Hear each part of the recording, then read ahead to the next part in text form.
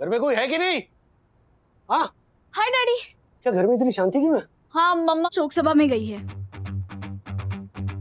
शोक सभा में? हाँ सब गए हैं, Jyoti aunty, Yamini aunty, Harshad uncle, Dakku uncle, Asha ताई सब गए हैं। मम्मा ने आपको तुरंत चेंज करके शोक सभा में पहुंचने के लिए कहा है। सभी शोक सभा में गए मतलब कोई करीबी गुजर गया। कौन गया? कौन गया पता नहीं, लेकिन सब गए। है? अरे मतलब कौन गुजर गया?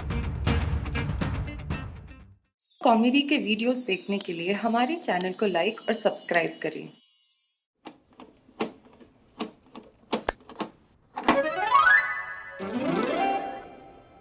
चाय नहीं चाहिए। देखो मुझे क्या लगता है, ये शादी ना करवानी चाहिए। अब कुछ नहीं हो सकता। क्यों नहीं हो सकता राधिका? बस हम बुजुर्गों को थोड़ी हिम्मत दिखानी पड़ेगी। अब प्रभाकर ने पूरी जिंदगी मेहनत की बेचारे, और उसके जाने के बाद सब कुछ उसकी बेटे को ही तो मिलेगा। अब वो दहेज देकर क्यों अभी से कंगालों वाली जिंदगी बिताए? बताइए। मानता हूं कि दहेज देना गलत है, लेकिन अब कैसे भी करके शादी होनी चाहिए। राजू बेटा, तुम ही कोई रास्ता ढूंढो ना। दो ही रास्ते हैं, या तो उसूलों पे चलो या फिर दहेज दो और शादी कराओ अर्चना की। काका, अगर हमारी बात मानो ना तो अपनी बेटी की शादी करवा लो। कुछ सालों के बाद आपकी बेटी आपको थैंक यू बोलेगी। और अच्छे लड़के मिलते कहाँ हैं, और मिलते भी हैं तो उनकी कीमत तो चुकानी पड़ती है ना, है कि नहीं? और उसको आप दहेज का नाम मत दो। ऐसे समझो कि आपने अपनी बेटी की खुशियों के लिए इन्वेस्ट किया है, ऐसे समझो। और राजेश भाई, आपके रिश्तेदार, दोस्तों और सब में कार्ड बंट चुके हैं। कल को पूरा समाज हाजिर होगा। मेरी बात मानो तो बदनामी मत मोल लो और खुशियों पे मोहर लगा दो। मुझे लगता है ये बात ठीक नहीं है। वो राजेश भाई को नक्की करने देना, तू क्यों बीच में आ रहा है? राजू बेटा, तुम अर्चना के बड़े भाई हो और मेरे बेटे जैसे हो। अगर मुझे कुछ हो गया तो अर्चना की जिम्मेदारी तुम्हारी है। अब तुम बोलो, अर्चना की खुशी के लिए तुम क्या करोगे? दहेज देकर ये शादी करें या मना करके ये शादी तोड़ दें? बेटा, अब फैसला तुम्हारे हाथ में है।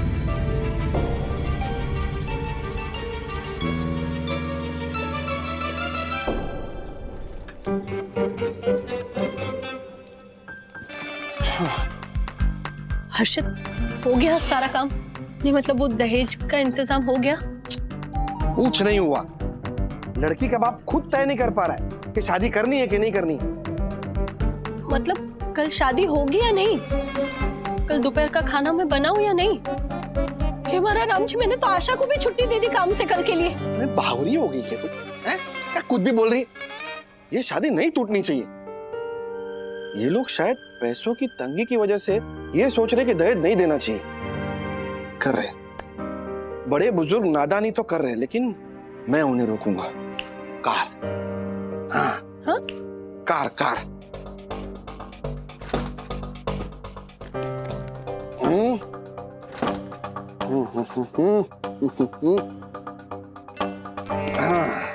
कम से कम एक नई कार का बंदोबस्त मैं कर देता हूं। क्या है कि नई गाड़ी देखकर लड़के वाले खुश हो जाएंगे और शादी में राजेश भाई के परिवार की इज्जत भी रह जाएगी। हाँ, ये बरोबर है।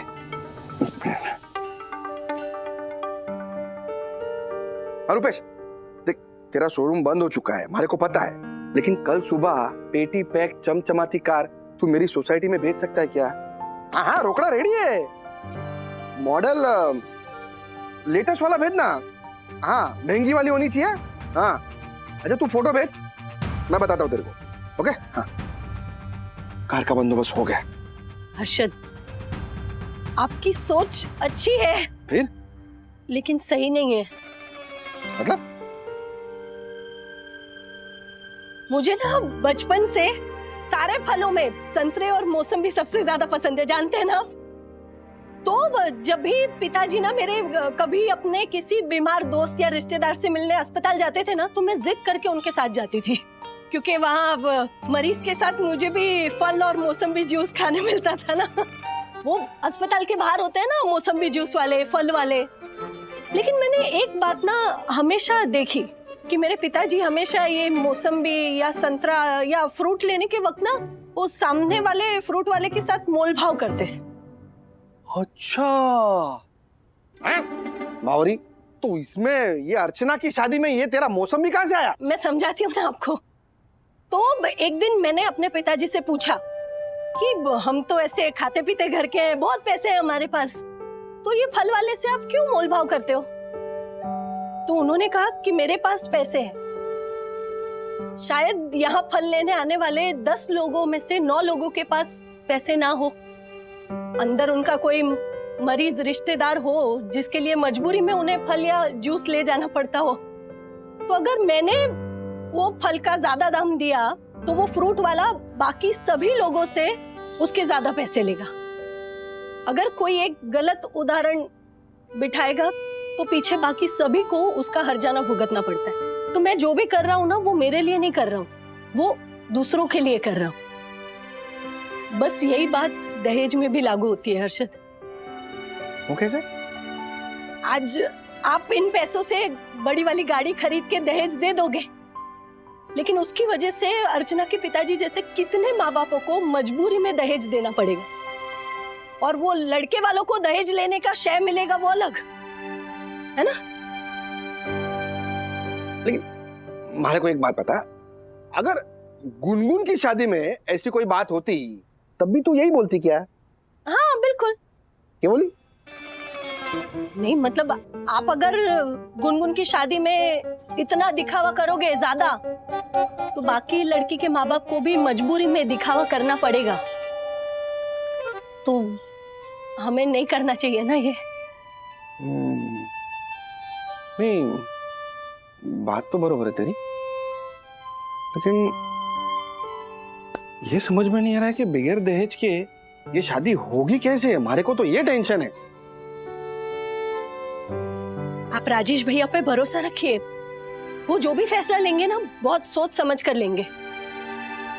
बस अभी के लिए आप वो गाड़ी की जो बुकिंग की है वो कैंसिल कर दीजिए ना। हाँ हाँ करता हूँ।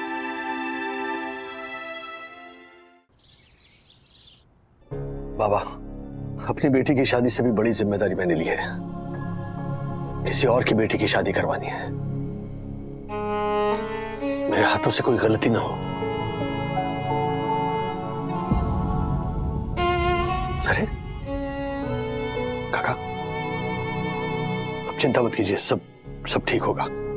आज बेटी की शादी है और हम लोग समधी जी को दहेज देने से मना करने वाले हैं, वो भी ऐसे सरफिरे आदमी को। राजू, ये सोच के बहुत डर लग रहा है कि आज शादी के मंडप में पता नहीं क्या होने वाला है। डैडी, प्रभा, दादा दादी रेडी है, सबको नीचे बुला रहे हैं। समधी जी,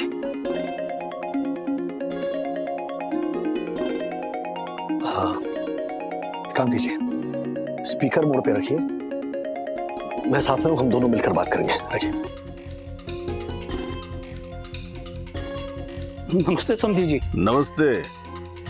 हम सब तैयार हैं, पर नई और बड़ी कार हमें लेने नहीं आएगी तो दूल्हे को लेके बारात शादी के हॉल तक कैसे पहुंचेगी? नमस्ते जनार्दन जी, राजेश वागे बात कर रहा हूँ। दरअसल बात यह है कि नई कार नहीं आ पाएगी। आप तो जानते हैं आजकल नई कार बुक करने में कितनी दिक्कत होती है। मतलब गए वो दिन जब लोन अप्रूव हो गया और गाड़ी अगले दिन दरवाजे पर खड़ी हो गई, है ना? पर ऐसा है तो मुझे पूरा यकीन है आपके पास अब उससे भी बड़ी गाड़ी की सुविधा होगी। हाँ, उसमें बैठकर आ जाइए, आनंद और हंसी खुशी शादी हो जाएगी। पापा, वो काशीनाथ ड्राइवर कह रहे हैं कि आप कार डेकोरेट करवाना भूल गए थे, तो उन्होंने करवा ली है। मेरे मायके वाले आ गए हैं, नीचे इंतजार कर रहे हैं। हम अभी निकल रहे हैं क्या?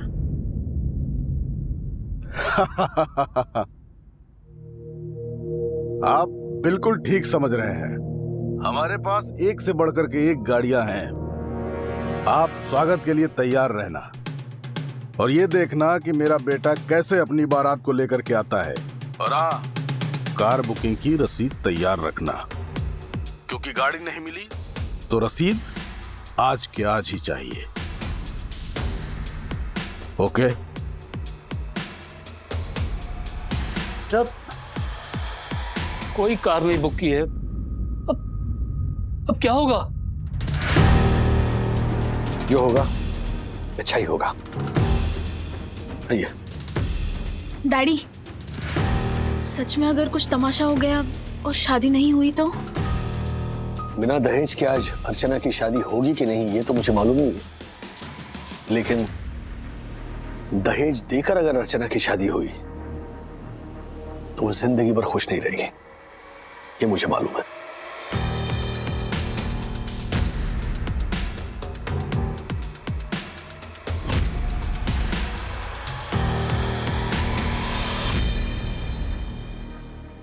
वंदना बहन, कुमकुम की डिब्बी, दूल्हे के तिलक का कुमकुम आज इसी डिब्बी में भरी है। ये डिब्बी मेरी माँ ने मेरे करियावर में दी थी। करियावर, उसका मतलब तो दहेज होता है ना? यस। मतलब दक्कू भाई ने दहेज लिया था शादी में? हाँ, मांग के लिया था। क्या? यम। हाँ, एक सेकंड।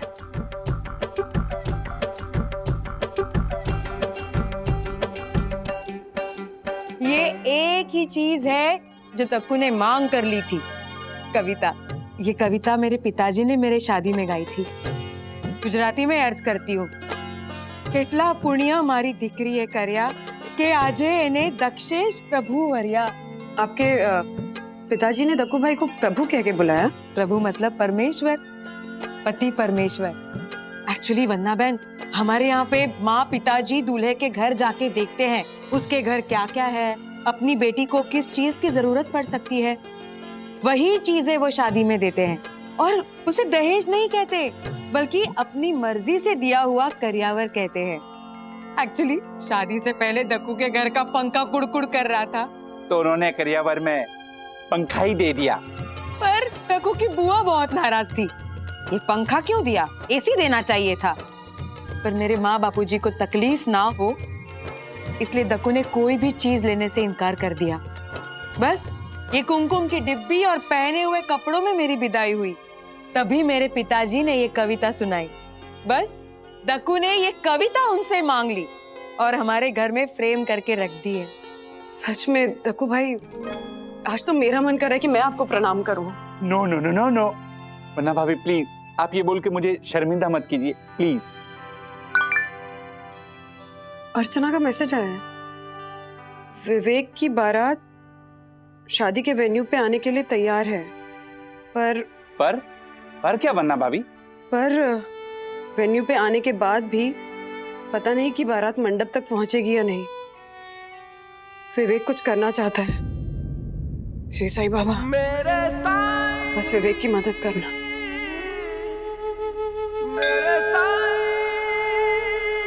विवेक, तू यहाँ पे क्या कर रहा है? लोग बाहर तेरा इंतजार कर रहे हैं। तेरी सारी इच्छा तो शादी के मंडप में पूरी होगी ना? मैं इनसे पूछ रहा हूँ कि मुझे आदमी क्यों बनाया, औरत क्यों नहीं? क्या बकवास कर रहा है? तेरा दिमाग तो नहीं खराब हो गया है? मैंने कोई बड़े पुण्य का काम किया होगा जो तू आदमी पैदा हुआ है। पर अगर पापा मैं आदमी नहीं औरत होता और आज मेरी शादी होती तो मेरे पिता के रूप में आप कितने अलग होते? मतलब अगर आज आपके बेटे की नहीं बेटी की शादी होती तो शायद आप भी बहुत टेंशन में होते। आप भी लोगों के आगे हाथ जोड़कर उनकी हाँ में हाँ मिला रहे होते। आप भी डरे रहते कि कहीं कोई बुरा ना मान जाए, जिससे कि आपकी बेटी को जिंदगी भर सुनना पड़ेगा और भी बहुत कुछ। ऐसा मैं क्यों सोचूं? भगवान ने जिसको बेटी दी है वो सोचेगा, जैसा कि तेरा होने वाला ससुर। एक पल के लिए सोचिए, सिर्फ एक पल के लिए पापा। फिर आपको भी लगेगा कि हमें उस आदमी की मदद करनी चाहिए और उसे और तकलीफ नहीं देनी चाहिए। तुझे किसने कहा कि मैंने उनको तकलीफ दी है? नालायक, मेरी बात सुन ले, इसलिए तू ऐसी बात कर रहा है ना? कान खोल करके सुन ले, उन्हें तुम्हारे जैसा दामाद चाहिए ना, तो उन्हें वैसे तोहफे भी देने पड़ेंगे। अगर तुम्हें अपने बाप की इज्जत से ज्यादा अपने ससुर की चिंता है ना, तो बैठ यहीं पे। ये शादी कैंसल, न होगी शादी न होगी चिंता। पापा, ये शादी होगी ना तो हमारे रुतबे और हमारे स्टेटस के हिसाब से होगी, वरना नहीं होगी। चल मेरे साथ और सुन, एक लफ्ज भी बोला ना तो मुझसे बुरा कोई नहीं होगा। मैं तेरा नीचे इंतजार कर रहा हूं, जल्दी से आजा।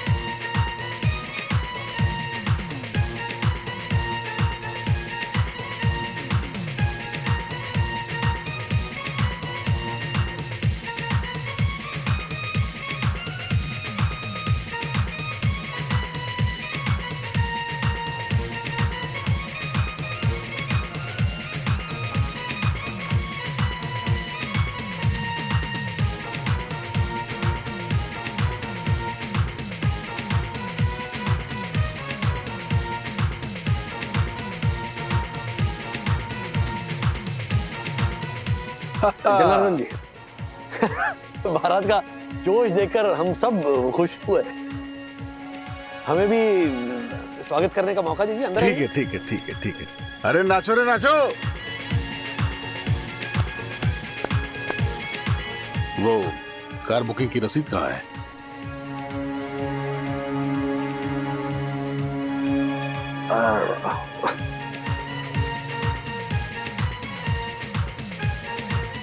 नाचो, जोर से नाचो।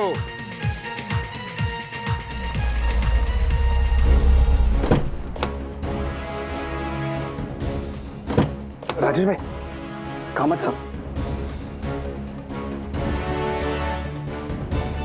आइए आइए आइए आइए आइए आइए। अरे राजेश, आइए आइए आइए। नमस्ते जी, नमस्ते नमस्ते। कैसे हो बेटा? मैं बिल्कुल बढ़िया। अरे भाई, श्रीनिवास भाव नहीं दिखाई दे रहे, कहाँ हैं? अंदर बैठे मंडप में, मुलाकात करवाता हूँ। ये प्रभाकर काका हैं और ये जनार्दन जी हैं, इनके समधी। अजीत कामत साहब। अरे भाई, इनको कौन नहीं जानता?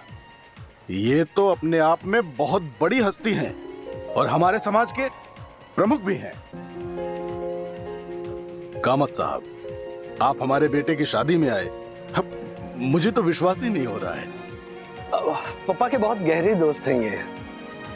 बहुत खुशी हुई, बहुत खुशी हुई। ओ हाँ काका। ओ राजेश, हाँ। अरे पंडित जी बोल रहे हैं मुहूर्त निकला जा रहा है, ज्यादा देर करना ठीक नहीं है। फटाफट बारात का स्वागत कीजिए, अंदर लेके आइए। चलिए, मैं अंदर जाता हूँ।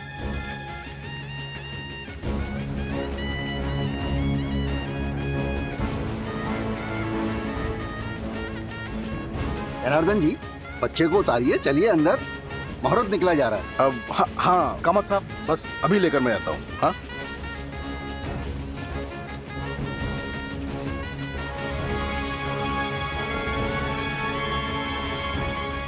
बंद करो बंद करो बंद करो अभी सब गाना बजाना।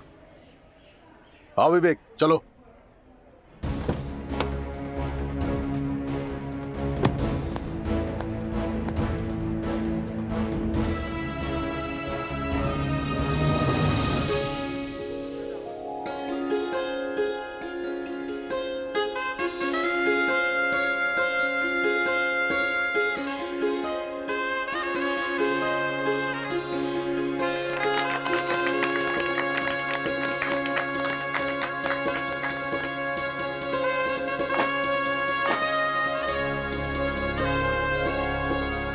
राजेश भाई, ये कामत साहब की एंट्री ने बचा लिया, वरना दूल्हे का मंडप तक पहुंचना बहुत मुश्किल था। राजेश भाई, जब ये जनार्दन जी को पता चलेगा कि आप दहेज नहीं देने वाले हो, तो क्या होगा? नहीं, अपने अजीत जी पिछले 4 साल से अपने समाज के प्रमुख रहे हैं। पुणे में पहले चुनाव के बाद इन्होंने सबको सामूहिक सौगंध दिलवाई थी कि हम अपनी बेटियों को बेटों के बराबर मानेंगे, उन्हें पूरी शिक्षा दीक्षा देंगे और उनकी शादी में दहेज का लेन देन नहीं करेंगे। बिल्कुल सही। हाँ, मुझे याद है, जनार्दन जी तब जिला परिषद पर ऊंचे ओहदे पर थे और समाज के फंक्शन में आए थे। तब इन्होंने भी ये सौगंध लेकर हम सबका हौसला बढ़ाया था। क्या बात? हाँ भाई, हमारे यहाँ तो दहेज की लेन देन का कोई सवाल ही नहीं है। अरे आप हमारे समधी जी से पूछ लीजिए ना। अरे भाई, मैं तो इनके साथ शादी का खर्च भी आधा आधा बांट रहा हूँ। बहुत क्यों? सही सही कहा भाई, भाग्यशाली है आप तो। कन्यादान के लिए कन्या की माता नहीं है तो भाई और भाभी को बुलाइए।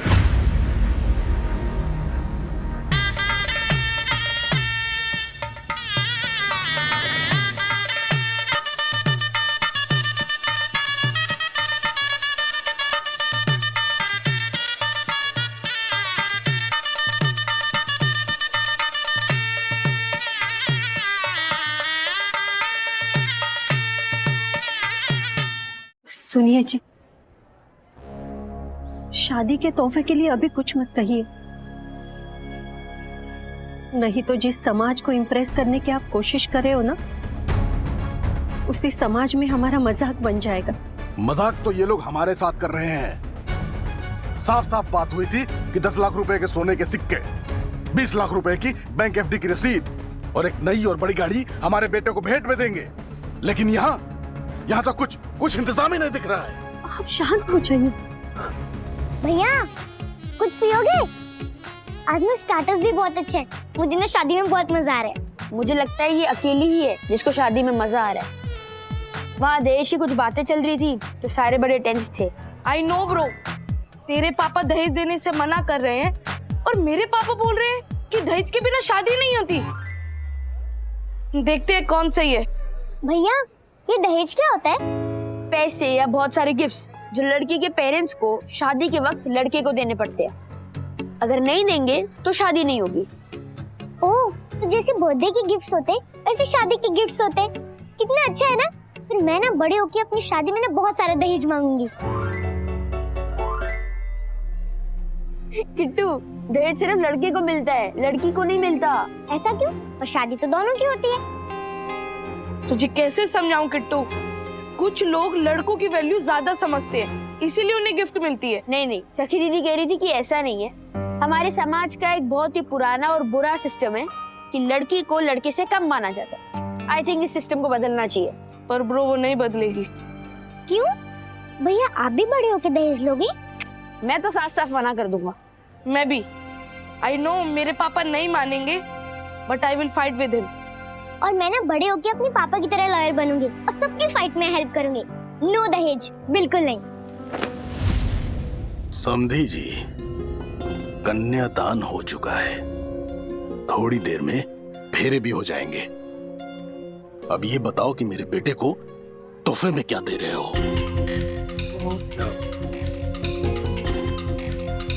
आप आइए मेरे साथ,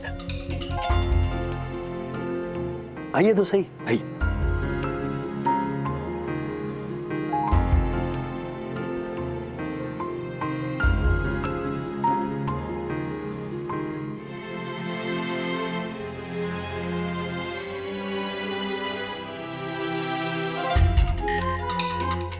देखता हूँ समधी ने क्या दिया है। सुनिए, बेचारे सीधे साधे लोग हैं, जो कुछ भी दिया है ना कबूल कर लीजिए। हमारे विवेक को इतनी सुंदर और संस्कारी पत्नी मिल रही है, हमें और क्या चाहिए? ठीक है, देखने दो मुझे।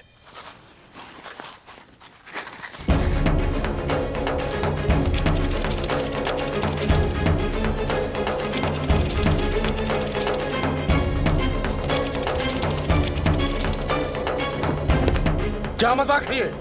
मैंने 20 रुपए के सिक्के मांगे थे क्या मांगा था मैंने उनसे? ये कागज के जैसा रोल है कुछ। हाँ। ये शायद मैंने बैंक एफडी की रसीद मांगी थी, वो है।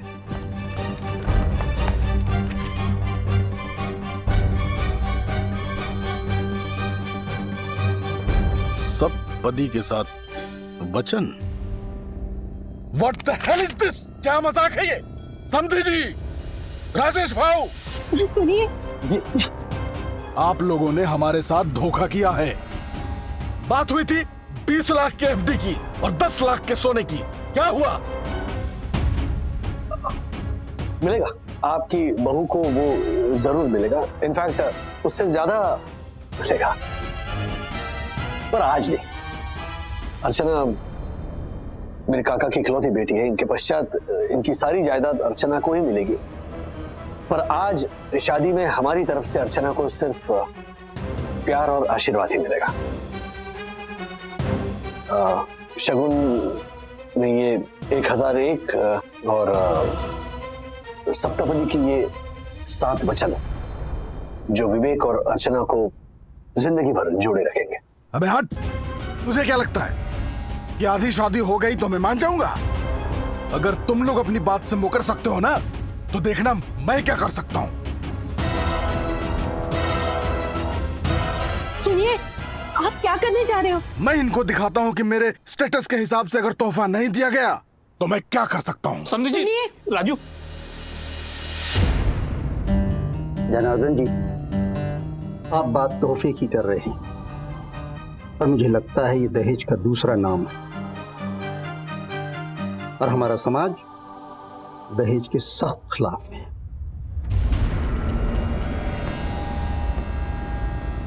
अगर ये बात फैली तो पूरे समाज की नजरों में आप गिर जाएंगे।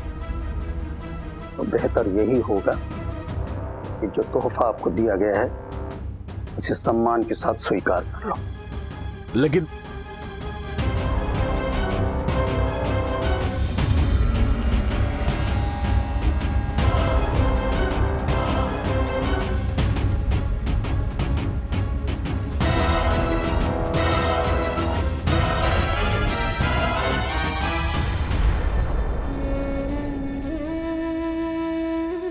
भाभी, मेरे पापा इतना टेंशन बर्दाश्त नहीं कर पाएंगे। अगर सच में उन्हें हार्ट अटैक आ गया तो इससे तो बेहतर होता कि हम शादी के लिए मना ही कर देते। देख अर्चना, सच कहूं, टेंशन तो मुझे भी हो रही है, लेकिन आज हमें दहेज के खिलाफ आवाज उठानी ही है। तुम्हारा फैसला है ना? हाँ, तो तुम्हें हिम्मत रखनी होगी। इनफैक्ट हम सबको भी हिम्मत देनी होगी। हाँ? पीछे नहीं हट सकते, इसलिए इतना सोचो मत। फेरों का वक्त हो रहा है। Okay, relax. ओम पवित्र पवित्राण सर्वसांग पुंडरीकाक्ष शुचि। मैं ये शादी नहीं होने दूंगा।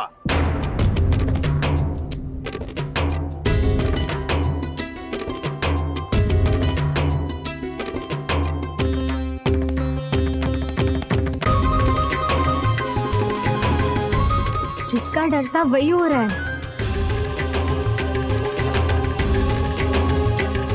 तुम ये शादी करोगे ना?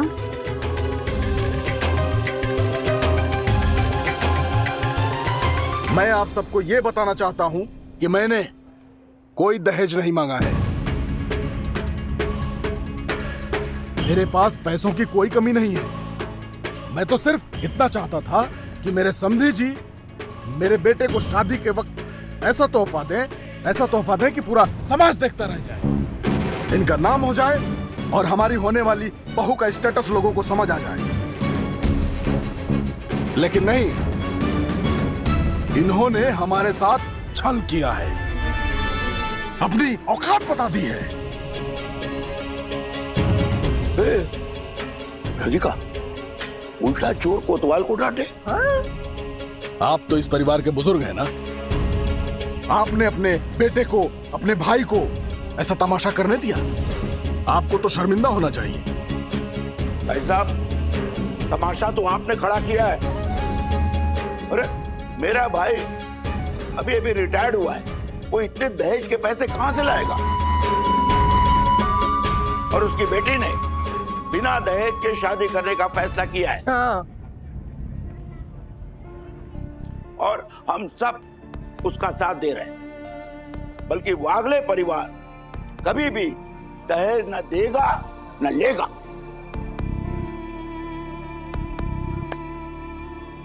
जब शादी टूटेगी ना, तब आपको समझ आएगा कि ये सब फालतू के आदर्श हैं। मेरा बेटा एक होनहार लड़का है। आपको मेरे बेटे जैसा होनहार लड़का आपकी बेटी के लिए नहीं मिलेगा। मुझे मेरे बेटे की मार्केट वैल्यू पता है। चल मेरे साथ। मुझे ऐसी धोखेबाज फैमिली के साथ रिश्ता नहीं रखना है।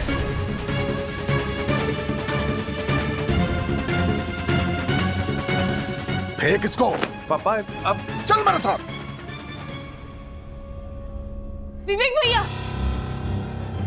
आधी शादी हो चुकी है, प्लीज ऐसे बीच में छोड़ के मत जाओ, प्लीज। प्लीज पापा, आप शांत हो जाइए, ठंडे दिमाग से सोचिए एक बार। तू अपना दिमाग चलाना बंद कर, समझा? और चल मेरे साथ। तुझे पाल पोस करके बड़ा किया, और जब वसूली करने का वक्त आया तो मैं घाटे का सौदा करूं? हरगिज नहीं। चल पापा प्लीज, मैं अर्चना से बहुत प्यार करता हूँ पापा, प्लीज। देखिए भाई साहब, ऐसा मत कीजिए। आप ना बहू के साथ ना बेटे को भी खो देंगे। आपको पता नहीं बेटा खोने का गम क्या होता है। मम्मी, एक मिनट।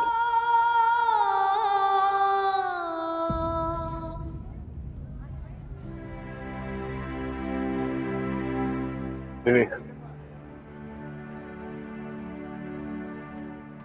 ये रिश्ता तोड़ना है या जोड़ना है, ये तुम्हारे और सिर्फ तुम्हारे हाथ में है। दादा, पापा के खिलाफ मैं आज तक महाभारत की लड़ाई में अर्जुन ने यही बहाना दिया था।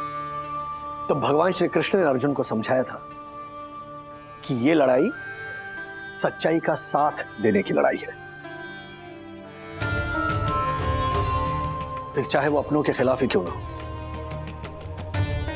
जैसे ये तुम्हारे पेरेंट्स तुम्हारे अपने हैं, उसी तरह ये लड़की, ये कोई पराई नहीं है, ये भी तुम्हारी अपनी है, तुम्हारी होने वाली धर्म पत्नी है ये। जब सही और गलत की लड़ाई में दोनों तरफ अपने हैं, तब तुम्हें यह चुनना है कि तुम सही का साथ दोगे या गलत का। तुम अपनी और अर्चना की खुशी की बलि दोगे या तुम्हारे पिताजी के गुरूर की।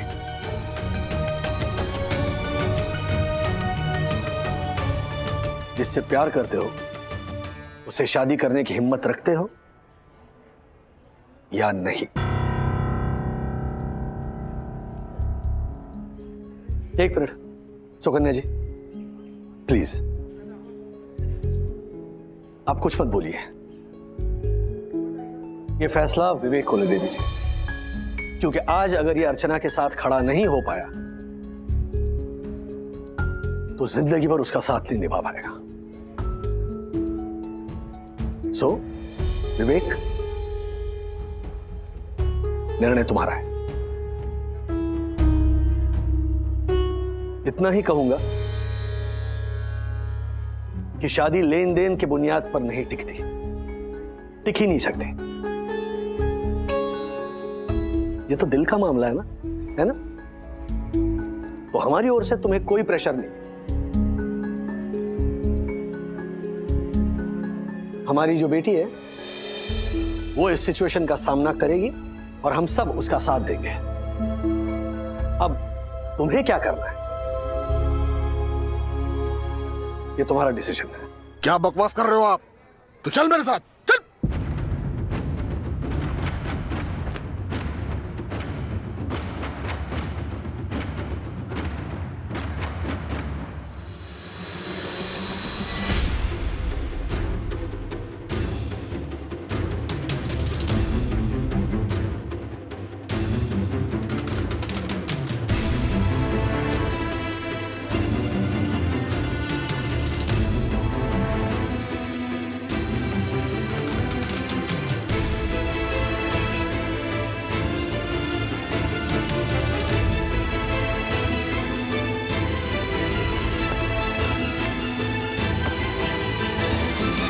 सुकन्या, देखा तेरे बेटे ने क्या किया? आज से ये हमारा बेटा नहीं है, समझ गई? चल मेरे साथ, चल। समझी जी, रुक जाइए, रुक जाइए। हटिए, रास्ता छोड़िए, चलो मेरे साथ। मैं नहीं जाऊंगी।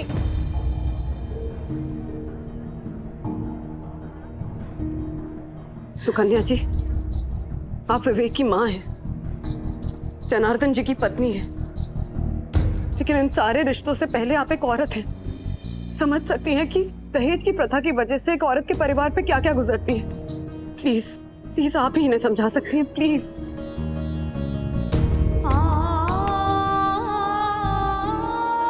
ये कहाँ कभी मेरे दिल की बात सुने हैं? आपको पता है, आज से 30 साल पहले मेरी शादी हुई तब इन्होंने ऐसे ही मेरी माँ बाप से दहेज लिया था।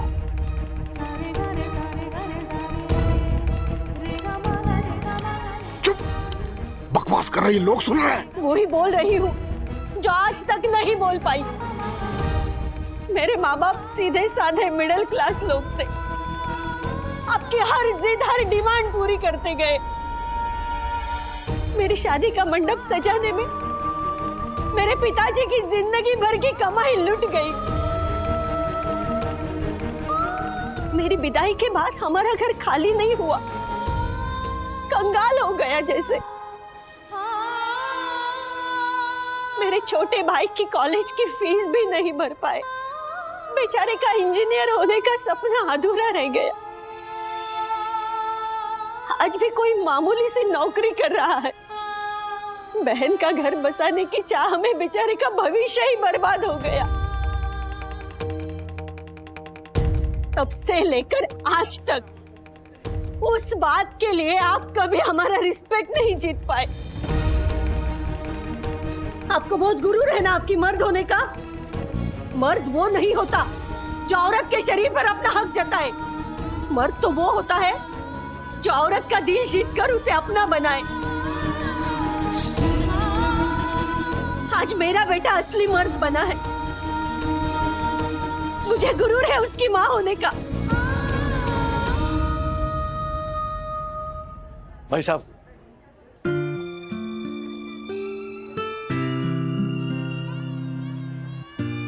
हमारे समाज में ऐसे बहुत सारे लोग हैं जो इस दहेज की कुप्रथा के खिलाफ हैं, लेकिन ज्यादातर लोग बोल नहीं पाते। जरूरी है कि कोई इस सामाजिक बदलाव की शुरुआत करे।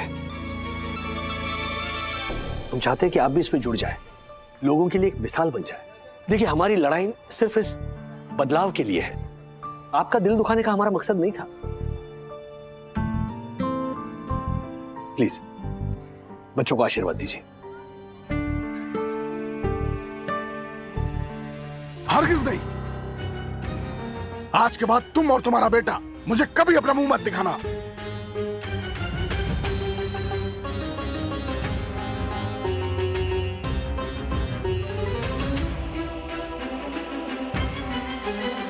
पंडित जी, शुरू कीजिए। ओम वक्रतुंड महाकाय सूर्यकोटि समप्रभा निर्विघ्नं कुरु मे देव सर्व कार्येषु सर्वदा।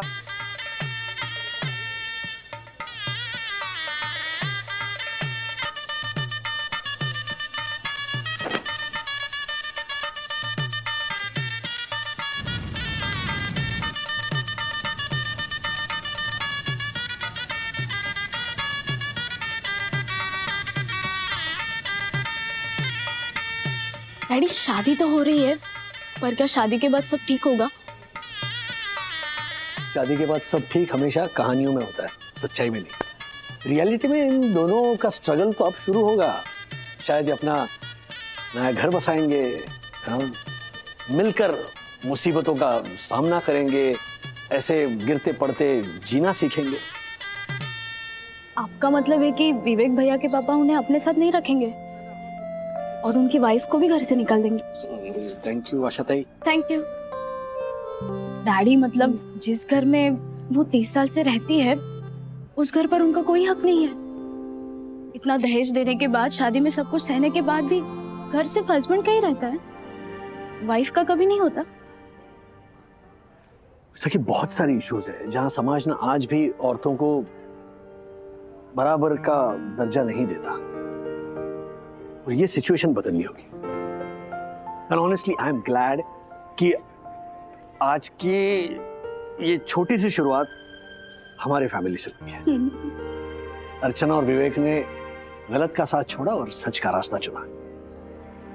पूरी दुनिया इन्हें आशीर्वाद देगी। शुभ मंगल।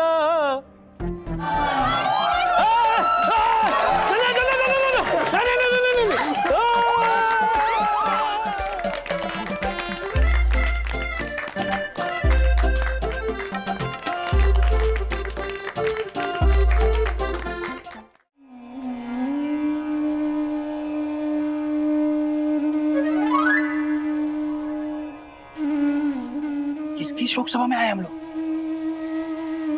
किसकी शोक सभा? आई नो जब पता है तो बताता क्यों नहीं है? आधे घंटे से पूछ रहा हूँ किसकी शोक सभा में आए। नहीं कौन मर कौन गया? I don't know. तो दक्कू भाई ने अर्जेंटली फोन किया और कहा कि हम तीनों को शोक सभा में आना है। हाँ, और शोक सभा में रोने के बदले चाय पानी भी मिलेगा। क्या? क्या? रोने के बदले चाय पानी मिलेगा? ओ, शोक सभा के बाद समोसा शरबत ये सब मिलेगा ना। तो किसी की मैयत में भी मालपुआ खाएगा? चलत कहेगा। राजेश भाई कोई फोन करता होगा। कैसी शोक सभा है? ना मरने वाले की तस्वीर है, ना आसपास कोई रिश्तेदार बैठा है। सच में कुछ समझ नहीं आ रहा ज्योति भाभी।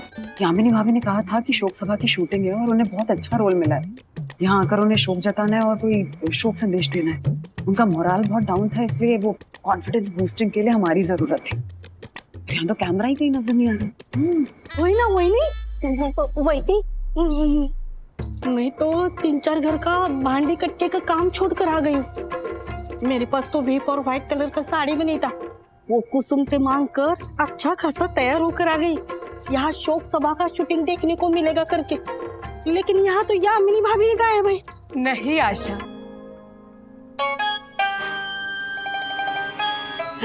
जी यामिनी भाभी तो रोने के लिए भी इतना तैयार हो गए, चश्मा वश्मा चढ़ा के। वो क्या गया इनको?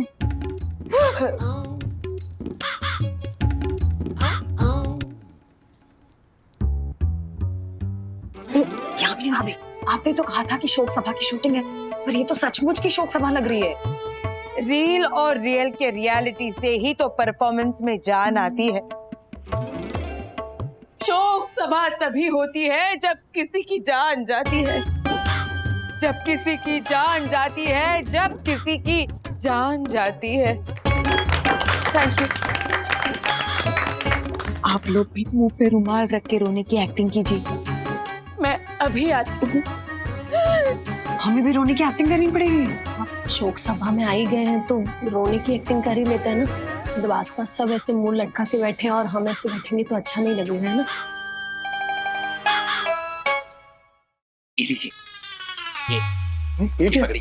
शोक सभा में आपको ये सब बोलना है। डायलॉग याद कीजिए। डायलॉग?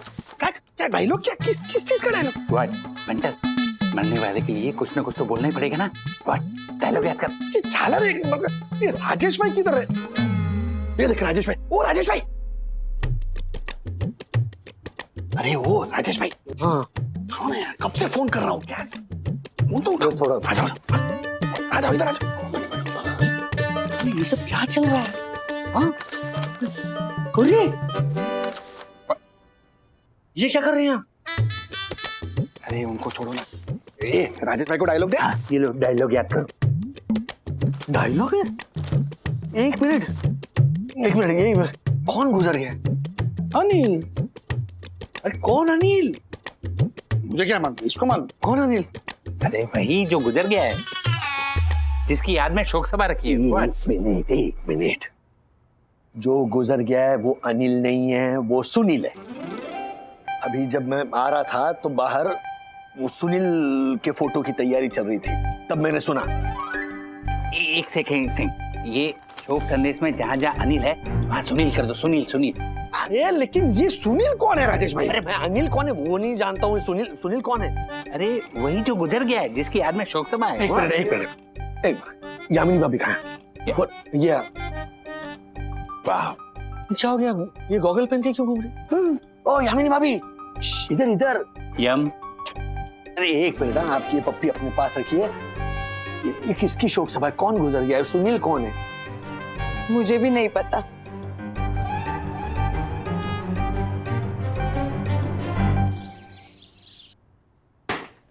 क्या मेरे कैरेक्टर को रिप्लेस कर दिया गया? लेकिन क्यों समीर सर? मैं अभी शूटिंग के लिए निकल ही रही थी और आपने मुझे सीरियल से निकाल दिया। दक्कू, दक्कू! आया तुम्हारा बास्केट रेडी, ये लो। दक्कू, इसकी कोई जरूरत नहीं, शूटिंग कैंसिल हो गया है दक्कू। अच्छा, क्या हुआ? मेरी सीरियल सास न जाने बहू है टेढ़ी में मुझे निकालकर किसी और की कास्टिंग कर दी गई है। दक्कू, हमें किट्टू के स्कूल में 40,000 का इंस्टॉलमेंट भरना है। तुम्हारी वकालत ठीक से नहीं चल रही। अगर मेरे साथ भी रिप्लेसमेंट का खेल ऐसे ही चलता रहा तो हमारे घर संसार का खर्च कैसे चलेगा? मैं अपने कला का जादू दिखाने कहाँ जाऊंगी?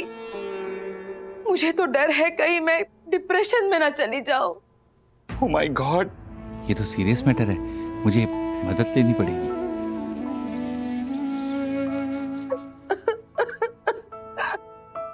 यामिनी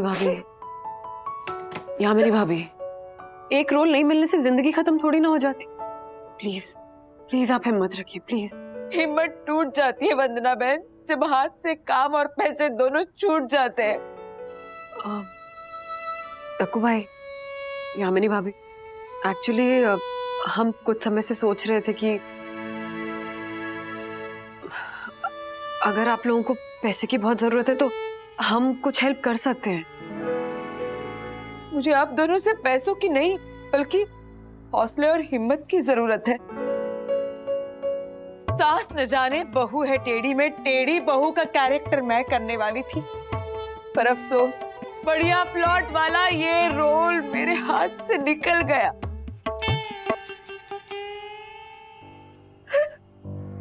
यामिनी भाभी, कहते हैं ना कि वक्त हमेशा एक सा नहीं रहता है। हाँ, वक्त का पहिया तो घूमता रहता है।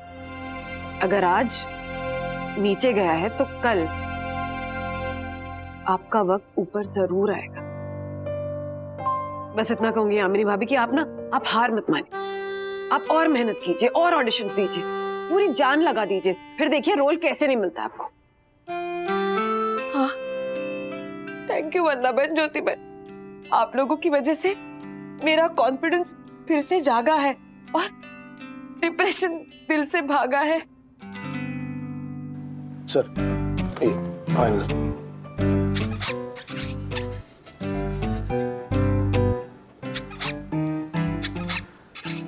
तो भाई रुको जरा।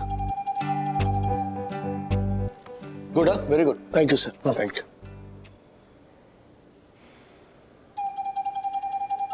चलिए चलिए चलिए, काम पे जाइए। हाँ सर, हाँ मेरी नाइट शिफ्ट लगवा दीजिए ना सर, तो मुझे ओवर टाइम करना है। क्यों सर? एक्चुअली मुनमुन का बर्थडे आ रहा है तो उसे गिफ्ट देनी है ना, तो खर्चा है सर, क्योंकि आप तो जानते ही है कि मुनमुन। सब जानते हैं, अभी एरिया में सब जानते हैं।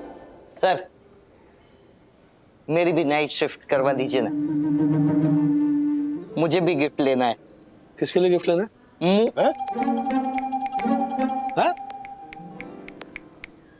मुझे तो अपने आप के लिए गिफ्ट लेना है, और नाइट शिफ्ट में मार्फतिया जी को कंपनी भी मिल जाएगी है?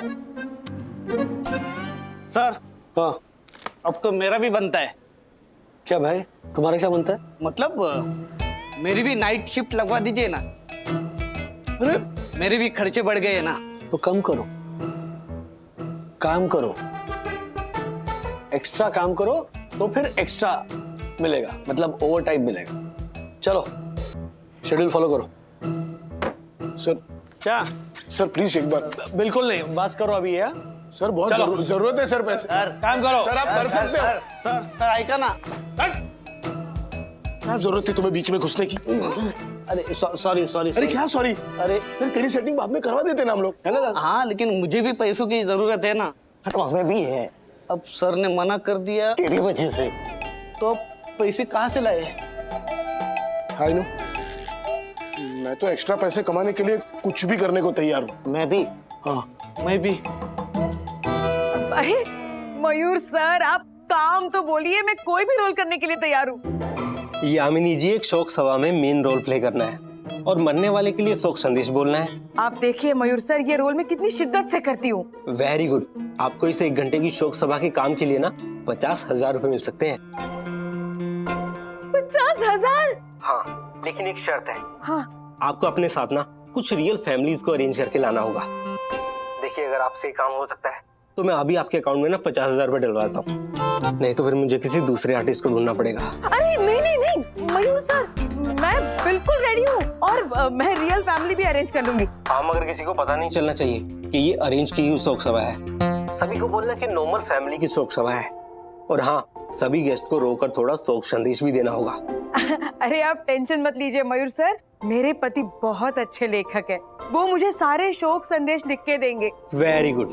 मैं अभी आपको शोक संदेश की पूरी डिटेल भेज देता हूँ और आपके अकाउंट में ना 50,000 रुपए भी डलवा देता हूँ। Thank you. तकू, तकू, तकू! क्या हुआ यार? क्या हुआ? फिर से कोई रोल आ गया? गया नहीं, आया। दकू, मुझे शोक सभा में जाकर रोने का और शोक संदेश देने का रोल मिल गया है। Really? Oh my God! 1 घंटे का रोल निभाने के लिए मुझे पूरे 50,000 रुपए मिलने वाले हैं। Really? Oh my God! यानी किट्टू के स्कूल का फीस का प्रबंध हो गया। वाओ! यानी परम पूज्य वन्ना भाभी की भविष्यवाणी सच हुई। दकू, अकाउंट में 50,000 रुपए क्रेडिट भी हो गए। मैं अभी किट्टू के स्कूल की फीस का इंस्टॉलमेंट भर देती हूँ। डन? अच्छा दकू, और एक बात, ये शोक सभा के शोक संदेश तुम्हें ही लिखने हैं, तो मैं तुम्हें मयूर सर का नंबर देती हूँ। शोक सभा के सारी डिटेल्स ले लो। यस। और उन्हें शोक सभा के लिए कुछ रियल फैमिलीज चाहिए, तो मैं गुजराती थिएटर आर्टिस्ट को फोन करती हूँ। ठीक है? ओके। मयूर। हाँ, हेलो।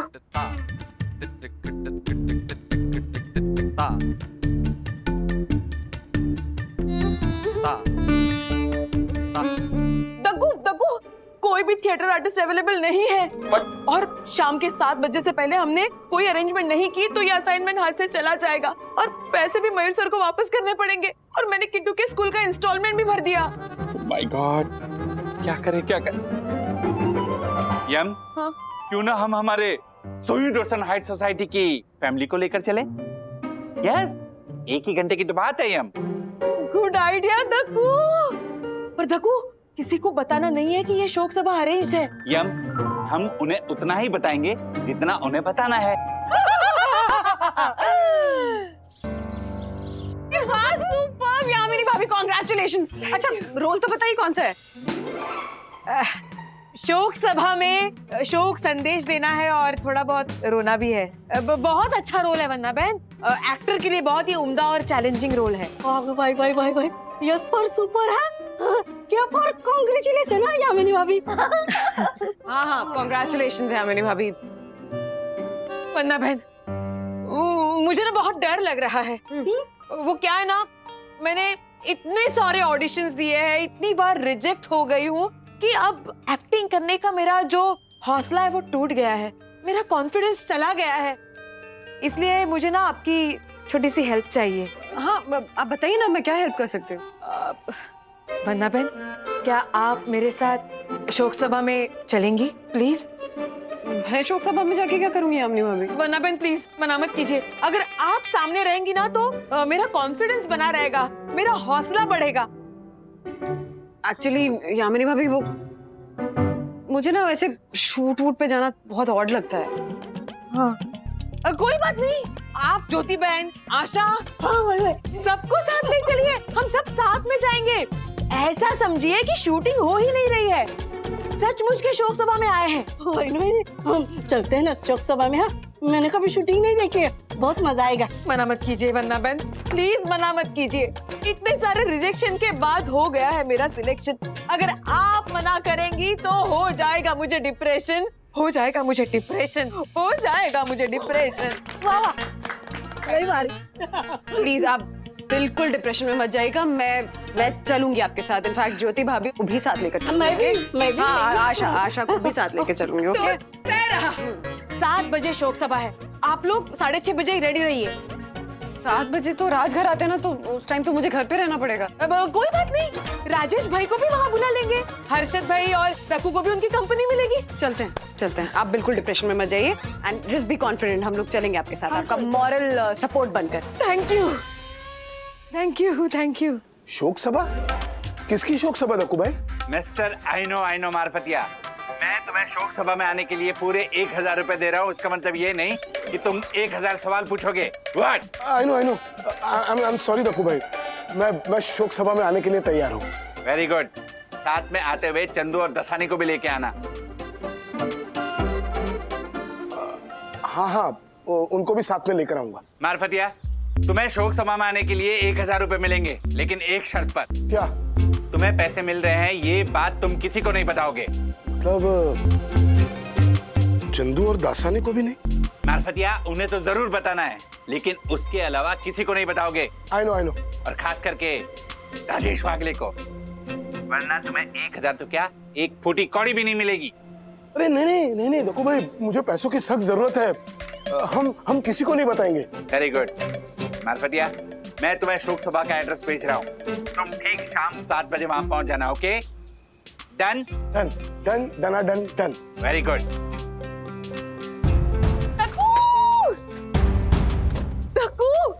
दक्कू, मैंने वंदना बहन को मना लिया है शोक सभा में आने के लिए। वो आशा, हर्षद भाई, ज्योति बहन सबको लेके आएंगी। वेरी गुड यम। मैंने भी चंदू, मारफतिया, दसानी को 1000 रुपए में शोक सभा में आने के लिए मना लिया है, और पैसे की बात गुप्त रखने के लिए भी उन्हें बोल दिया है। पर दक्कू, मैंने तो वंदना बहन से शोक सभा के बारे में सिर्फ आधा ही सच कहा है। अगर उन्हें पूरा सच पता चल गया तो, कि शोक सभा में जाने के लिए हमें पैसे मिल रहे हैं, तो क्या होगा दक्कू? हम एक काम करते हैं, हम परम पूज्य वन्ना भाभी और बाकी सब के लिए एक सरप्राइज रिटर्न गिफ्ट लेते हैं। शोक सभा के बाद हम उन्हें रिटर्न गिफ्ट देंगे, तो वो भी खुश, हम भी खुश। क्या बात है दक्कू, ब्रिलियंट आइडिया। मतलब काम का काम भी हो जाएगा और गिफ्ट देने से हमें गिल्ट भी नहीं होगा। क्या बात है। चलो अभी शोक सभा जाने की तैयारी करते हैं। चलो।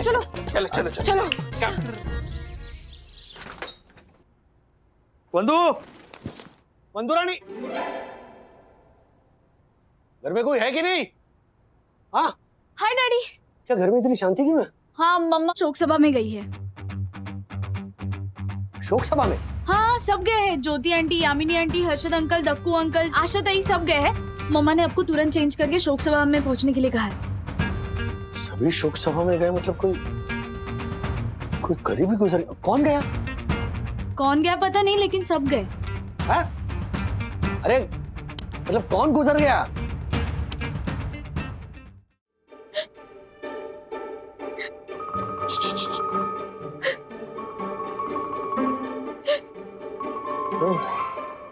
आइए, यहाँ आइए। अच्छा सुनो, यहाँ पे शोक सभा की शूटिंग नहीं चल रही है, ये रियल शोक सभा है।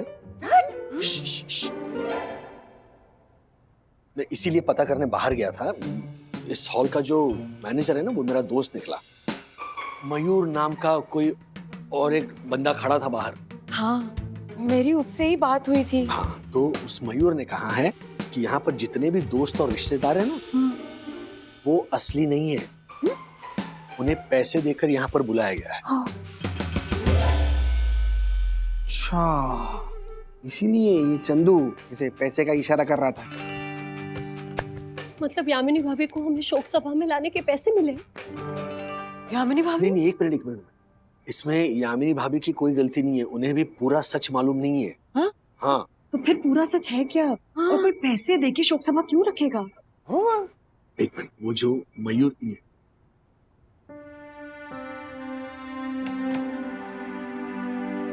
भाई जी, ये मयूर भाई, इससे बात हुई मेरी, और ये यामिनी भाभी है। जरा प्लीज बताइए क्या बात हुई। नमस्ते, मैंने ही फोन किया था आपको। वो दरअसल मैं एक कास्टिंग डायरेक्टर हूँ। कुछ दिन पहले मैं हॉस्पिटल में गया था अपने एक दोस्त को देखने के लिए। वहीं पे बगल में सुनील जी भी आखिरी सांसें ले रहे थे। मरने से पहले उन्होंने मुझे कुछ पैसे दिए और उनकी आखिरी इच्छा पूरी करने के लिए कहा। आखिरी इच्छा? कौन सी इच्छा? यही कि उनके दोस्त उनकी शोक सभा में आए और उनके बारे में बताएं। देखिए, सुनील जी बहुत अच्छे आदमी थे। वो हमेशा अपने दोस्तों की मदद करते थे। सुनील ने अपने एक दोस्त के बीमार बेटे के लिए उसका हॉस्पिटल का पूरा बिल भर दिया। ऐसे ही एक दोस्त के बेटे के एडमिशन तक करा दी और एक दोस्त की बहन की शादी में उसकी दहेज के लिए उसकी मदद की। सुनील अपने दोस्तों के लिए अपने पिता से पैसा लेकर निस्वार्थ उन पे खर्चा करते थे। इसीलिए वो चाहते थे कि उनकी शोक सभा में उनके दोस्त आकर उनके पिता के सामने ये सारी बातें बोले। लेकिन जब मैंने उनके दोस्तों को फोन किया तो सबने शोक सभा में आने के लिए मना कर दिया। उनके सारे दोस्त झूठे और लालची निकले। सुनील जी के पिता के सामने उनके दोस्तों को लाने के लिए मेरे पास और कोई रास्ता नहीं था। इसलिए मैंने ये शोक सभा अरेंज की। मयूर भाई, आपने जो किया वो बहुत नेक है, लेकिन सुनील के जो पिताजी हैं उन्होंने तो सुनील के दोस्तों को देखा है ना, तो जब वो हमें देखेंगे तो पता चल जाएगा कि हम फ्रॉड हैं। नहीं, उन्हें नहीं पता चलेगा। क्या? क्योंकि उनके पिताजी देख नहीं सकते।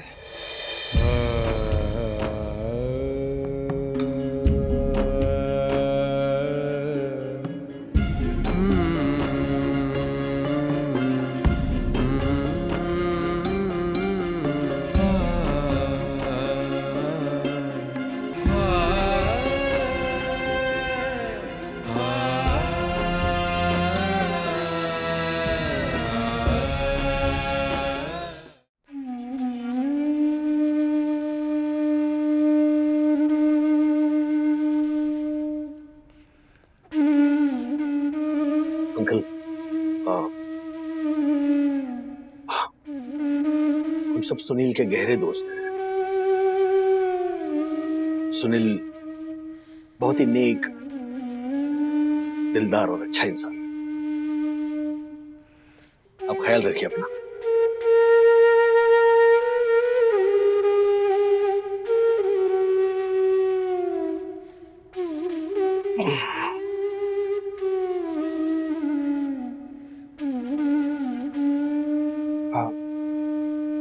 काका, सुनील मेरा जिगरी दोस्त था।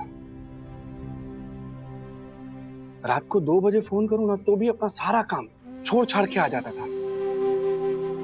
काका, मेरे बहन की शादी का सारा खर्चा सुनील ने किया।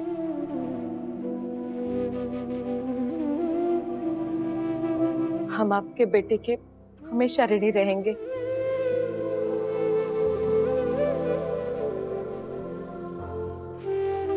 काका, कि बेटे सुनील ने मेरी बेटी के स्कूल की फीस भरी थी। Oh my God, oh my God. Uncle, Sunil ने मुझे घर खरीदने में पैसों की मदद की थी। आपको तो पता है। काका, मैं आशा, सुनील जी ने मेरे को बहन माना था। बहुत अच्छे थे सुनील जी। मेरे को 2-3 बार पैसे की मदद की थी उन्होंने। भगवान उनकी आत्मा को शांति दे। अंकल, ये सुनील है ना, जब भी मिलता था ना मुझे भरपेट मस्त खाना खिलाता था। सुनील के सारे दोस्त उसके आखिरी वक्त में उसके साथ तो थे ना? हाँ अंकल, उनके सारे दोस्त तो सभी साथ में थे। ऐसा वक्त आ गया, रोने के लिए आजकल भाड़े पे लोग आने लगे। क्षमा क्षमा वन्ना भाभी, मैंने और यम ने ये बात आप लोगों से छुपाई। मैं आपकी दोस्ती के लायक नहीं हूँ। वो है ही नालायक, बट छलर कहेगा। अगर सच सच बता दिया होता तो हम लोग आने से मना थोड़ी करते। दोनों हाथ से कान पकड़, दोनों कान पकड़। तो ये पकड़। क्षमा क्षमा। लगता है सुनील का हम सब पर पिछले जन्म का कोई कर्ज रहा होगा, जो चुकाने हम सब यहाँ इकट्ठा हुए हैं।